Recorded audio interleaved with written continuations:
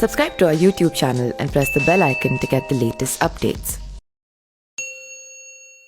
भगवान श्री कृष्ण ने द्वापर युग में ही कलयुग का वर्णन कर दिया था कि कलयुग में लोगों का जीवन कैसा होगा। इस वीडियो में हम कलयुग की वो 5 बातें प्रस्तुत करेंगे जो भगवान श्री कृष्ण ने पांडवों को बताई थी और उस बातों से सीख लेंगे, अपने जीवन में भी कुछ आवश्यक बदलाव लेकर आएंगे। तो दोस्तों आइए जानते हैं उस कथा के बारे में। जुए में छल से सब कुछ हारने के बाद जब पांडव वन जा रहे थे, तभी सहदेव ने भगवान श्री कृष्ण से पूछा कि हमने तो ऐसा कोई बड़ा पाप नहीं किया, फिर भी हमें इतना बड़ा दंड क्यों? तब श्री कृष्ण ने कहा, प्रिय सहदेव, द्वापर युग अपने अंतिम चरण पर है। ये सब जो हो रहा है वो आने वाले कलयुग का प्रभाव है। इस पर युधिष्ठिर ने आश्चर्य से श्री कृष्ण से पूछा कि हे वासुदेव, कलयुग तो अभी आया नहीं है और उसका इतना भयंकर परिणाम, तब कलयुग प्रारंभ हो जाएगा तो क्या होगा? भगवान श्री कृष्ण ने कहा, आप सभी भाई बहन में वन में जाइए और जो कुछ भी दिखे आकर मुझे विस्तार से बताइए। उसी आधार पर मैं आपके कलयुग की गति के बारे में बता पाऊंगा। भगवान श्री कृष्ण के ऐसा कहने पर पांचों भाई वन में अलग अलग दिशा में चले गए। पांचों भाई वन में आकर वापस लौटे तो आश्चर्य से भरे हुए थे। भगवान श्री कृष्ण ने मुस्कुराते हुए कहा, अब आप लोग बताइए कि आपने क्या क्या देखा। सबसे पहले युधिष्ठिर ने कहा कि हे माधव, 1-2 सूंड वाले मैंने एक गज को देखा, इसका क्या अर्थ है? तब श्री कृष्ण ने कहा, इसका अर्थ है कि कलयुग में ऐसे लोगों का राज्य होगा जो दोनों ओर से शोषण करेंगे, बोलेंगे कुछ और, करेंगे कुछ और, मन में कुछ और कर्म में कुछ और। ऐसे ही लोगों का राज्य होगा। उसके बाद भीम ने कहा, हे वासुदेव, मैंने एक गाय को देखा जो अपने बच्चे को इतना चाट रही है कि वह बच्चा लहूलुहान हो गया। इस पर कृष्ण ने कहा, इसका अर्थ यह है कि कलयुग का मनुष्य अपने बच्चों को आवश्यकता से अधिक लाड प्यार करेगा। उनकी अपने संतानों के प्रति ममता इतनी बढ़ जाएगी कि उनकी संतानों को अपने विकास का अवसर ही नहीं मिलेगा। कलयुग में माता पिता अपनी संतानों को परिवार की मोह माया में बांध कर रखेंगे, जिसके कारण उनका घर बर्बाद हो जाएगा और मोह माया में ही घर बर्बाद हो जाएगा। किसी का बेटा घर छोड़कर साधु बनेगा तो हजारों व्यक्ति दर्शन करेंगे, लेकिन यदि आपका बेटा साधु बनता होगा तो रोएंगे कि मेरे बेटे क्या हो गए। इतनी सारी ममता होगी कि उसे मोह माया और परिवार में ही बांध कर रखेंगे और उसका जीवन वही खत्म हो जाएगा। अंत में बेचारा अनाथ होकर मरेगा।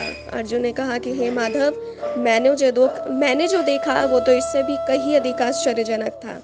मैंने देखा कि एक पक्षी के पंखों पर वेद की ऋचाएं लिखी हुई थी और वे पंछी एक मुर्दे का मांस खा रहा था। इसका क्या अर्थ है?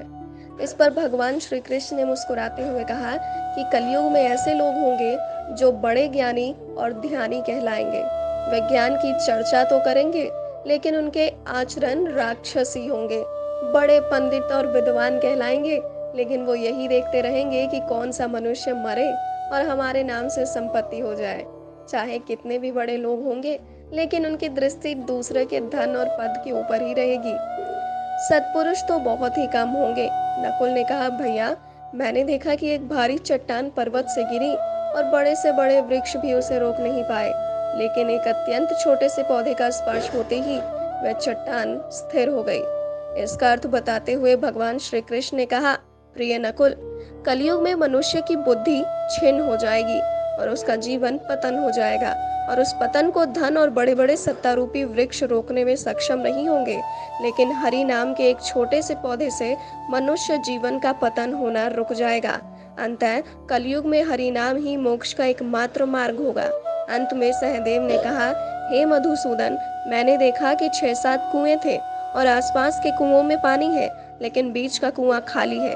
बीच का कुआं गहरा है, फिर भी पानी नहीं है। ऐसा कैसे हो सकता है और इसका क्या अर्थ है? इस पर कृष्ण ने कहा, वत्स, कलयुग में धनी लोग लड़के लड़की के विवाह में, छोटे बड़े उत्सवों में, सत्ता के लालच में बहुत ज्यादा धन खर्च देंगे, लेकिन अगर किसी भूखे को देखेंगे तो उनकी सहायता करने में किसी को कोई रुचि नहीं होगी।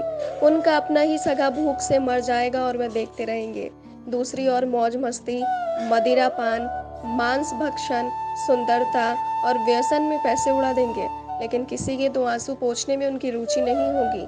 कहने का मतलब है कि कलयुग में अन्न के भंडार होंगे लेकिन लोग भूख से मरेंगे।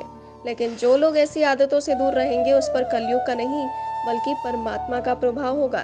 तो दोस्तों, ये है कलयुग के 5 सत्य जो भगवान श्री कृष्ण ने पांडवों को बताए थे और आज ये सब हम अपने आसपास भी देख रहे हैं।